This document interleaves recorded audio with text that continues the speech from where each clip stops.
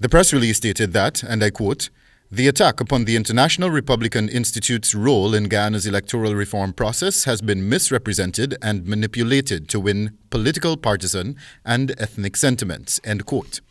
The statement by the party follows several comments in the public domain by a number of bodies and officials who voiced their disapproval of an IRI-led electoral reform process in the country. During a live stream show on Facebook, Politics 101 with Dr. David Hines on May 11th, former government minister and a member of the A New and United Ghana Party, Dr. Henry Jeffrey, posited that while he is in agreement with electoral reforms for the country, he questioned who should be the deciding body with regard to successfully guiding the project.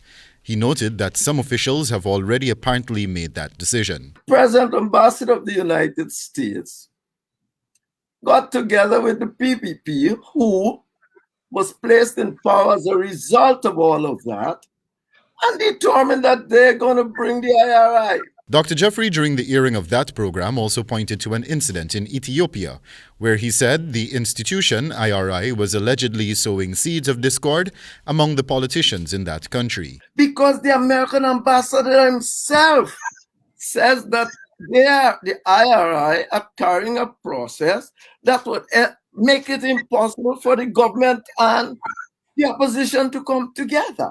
In a recent interview via telephone, the president of the Ghana Human Rights Association, Mike McCormack, said that the IRI may not be the best body to herald in electoral reforms in Ghana, given that it is an offshoot of the Republican Party, coupled with that party's blatant refusal to accept defeat at the 2020 polls in the U.S., along with the storming of Capitol Hill that same year. What can we learn from that organization that can't bring itself to even distance itself from any of that? The GHRA also said that Ghana should look to its CARICOM sister countries for help as it pursues electoral reform. The release by the PPP also states that, and I quote, "The International Republican Institute is not new to Ghana and is part of a constellation of organizations that have worked to improve Ghana's democratic process over the years," end quote, while also proffering that its administration has made it very clear that there will be electoral reforms and the government would drive that process.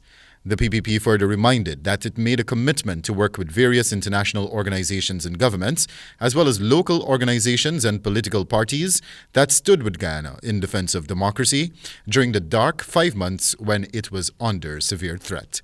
Wendell Badrie, HGP Nightly News.